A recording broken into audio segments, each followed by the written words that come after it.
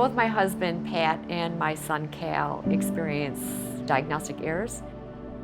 Cal suffered brain damage from his newborn jaundice when it was misdiagnosed. Today he has significant cerebral palsy. And Pat, my husband, died when he was 45 from a cancer that was appropriately diagnosed, but the pathology failed to get communicated to the doctor or Pat. It was hard for us to understand and believe that this could happen in a developed country like the United States.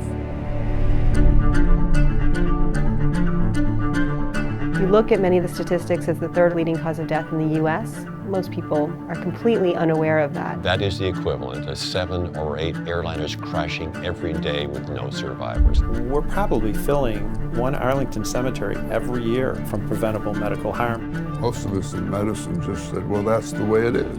This is a problem that's, hiding in plain sight. This is urgent. It's a public health emergency. If you believe first do no harm, there is no excuse for not investing in things which will prevent harm. We have to acknowledge that to err is human, and then to figure out what do we do with that fact in terms of building a system that's safe for patients. We got to change it. We got to make it better, and I think many people are working very hard to make it better. One of the ways to really make a difference is you've got to get patients engaged. We could prevent many, many, many of these deaths immediately if we just put in the effort. We need to think about them not as unavoidable, but as unthinkable. To change patient safety, you have to change everything. We built it completely wrong. This is a time for openness and honesty. It's not any longer a question of possibility, it's a question of will.